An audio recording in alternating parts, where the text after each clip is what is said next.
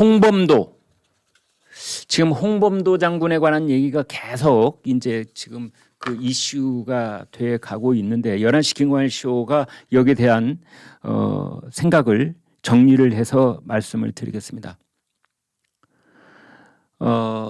홍범도 장군에 관해서 제 생각, 저희 제작진들의 생각 섞지 않고 그냥 팩트만 말씀을 드리겠습니다. 팩트만. 첫째, 홍범도 장군은 강원도에서 의병 활동에 참여했던 사람입니다.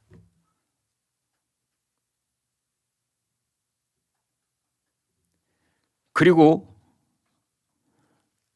홍범도 장군은 청산리 전투에 참여를 했었습니다.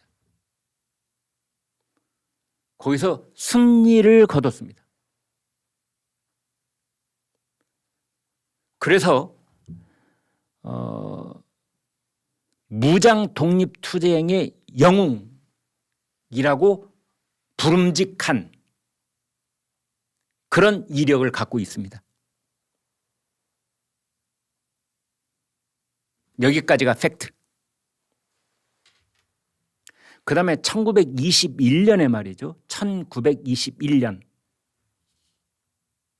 그때 자유시 참변이라는 게 있습니다. 흑하사변이라고도 하고요. 러시아 말로 스바버. 혹시 러시아 잘 아시는 분도 저희 시청자분에 계실 텐데 스바버가 자유라는 뜻입니다. 자유. 그런데 스바버드니 하면은 이제 자유시가 되는 겁니다. City of Freedom, 자유시. 이게 하얼빈에서 저 위로 북쪽으로 몇백 킬로 쭉 위로 올라가면은 이 그 러시아 땅에 스바버드니라는 도시가 있습니다. 거기 있는데 그 우리 이 무장 독립군들이 이제 이 일제한테 쫓겨가지고 그 만주 지역에서도 저 러시아 영토 안으로 들어가게 됩니다. 그래가지고 그때 그 러시아 안에 들어있는 스바버드니 그 일대에 아마 있었던 것 같습니다. 그런데 여러분 극동공화국이라고 있습니다. 극동공화국. 뭐 나라도 아니었죠. 그냥 괴뢰 정부 비스무리한 겁니다. 그 러시아 볼셰비키 정권이 자기네들 그 완충지대 비슷하게 특별한 필요성에 의해서 만들었다가 3년 만에 없애버린 나라가 있습니다.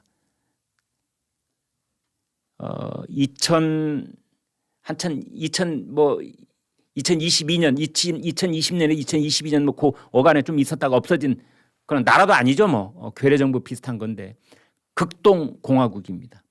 그런데 거기에 이제 우리 그 무장 독립군들이 거기에 들어가자 스바버드니 이 자유시 City of Freedom에 거기에 들어가자 그 극동공화국의 그 인민혁명군들이 강하게 요구를 하는 겁니다. 우리 독립군한테 무장 해제해라. 가지고 있는 총들 다 반납해라. 이러는 겁니다. 여기에 저항하는 독립군도 있었고 순응하는 독립군도 있었는데 홍범도는 여기 순응했습니다.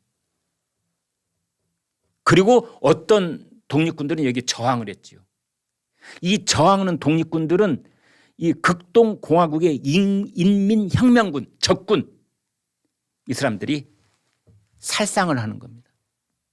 그래서 우리 독립군들 중에는 그 러시아 극동공화국의 인민혁명군에 의해서 진압당한 그런 독립군이 있는 겁니다. 그 다음에 이제 자유시라고 그랬는데요. 그 밑으로 이렇게 내려오면은 그 접경 지역에 흑하시라고 있습니다. 흑하. 거물 흑자에 물 하자. 여기에서도 이제 그런 일이 있었기 때문에 이것을 흑하사변이라고도 부릅니다. 자유시 참변 또는 흑하사변. 아무튼 요약컨대 우리 독립군이 러시아 군에 의해서 무차별하게 제압당한 사건. 이게 자유시 참변인데 그때 홍범도는 러시아군에 붙습니다. 저항하는 독립군 편이 아니라 볼셰비키 편을 드는 겁니다. 그리고 1927년 그로부터 6년 뒤 소련 공산당에 가입을 합니다. 홍범도는. 그리고 그 소련 공산당에 가입하기 5년 전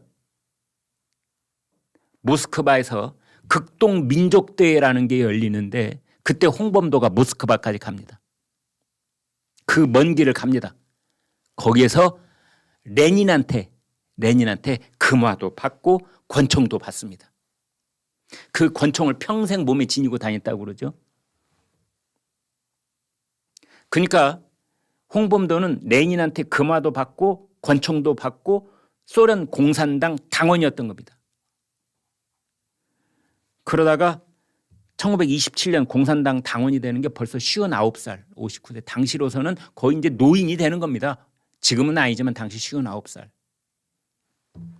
그랬다가 1937년 69세, 69살 되던 해에 카자흐스탄으로, 그때 스탈린 정권이죠, 이제. 스탈린 정권이 이쪽 연해주에 있던 우리 고려인들을 전부 다 중앙아시아로 이주시키지 않습니까? 강제로. 그때 이 홍범도도 카자흐스탄으로 가게 되는 겁니다. 거기서 고려 극장에 수위를 했다고 그래요. 경비원 했다는 뜻이죠. 근데 뭐 이제 연금도 나오고 임금도 나와서 안정적인 생활을 했다 이렇게 되어 있는데, 아무튼 그러고 나서 이제 6년 뒤인 1943년 이제 세상을 뜹니다. 따라서 홍범도 인생의 전반부 그 어느 한때는 독립 영웅 소리를 들을 수 있는 그 이 독립투사, 무장 독립투사였는데 그 후반부는 철저한 공산주의자, 소련 공산당 당원으로 살다 죽었다. 이제 이렇게 보여지는 겁니다. 그 우리나라에서 장교가 되는 길은 여러 가지 길이 있습니다. ROTC도 있고 학사 장교도 있고 사관학교를 나오는 것도 있습니다. 뭐 간호사관학교도 있고 공군 사관학교도 있고 해군 사관학교도 있고 3사 사관학교도 있고 그다음에 육군 사관학교도 있고 사관학교가 있잖아요. 그 사관학교를 다니는 사람을 생도라고 합니다. 사관생도. 사관생도의 지위는 뭐냐? 군인입니다, 여러분. 군인입니다. 군인법에 의해서 저촉을 받습니다. 지위는 준사관급인데, 사관생도는 장교는 아니고 준사관급인데 서열로는 준사관 다음입니다.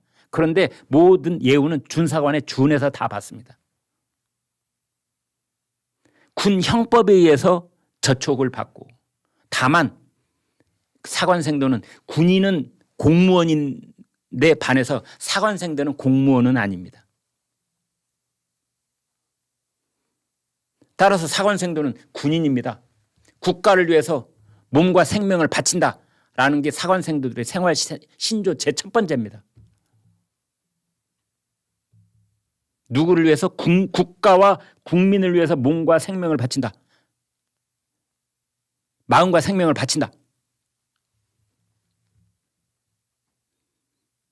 왜 생명을 바치게 되는 걸까요? 적과 싸워서 생명을 바치게 되는 거죠. 사관생도는 생활신조 첫 번째입니다. 그 적이란 누구? 북한 공산주의자 세력인 겁니다. 그 적은.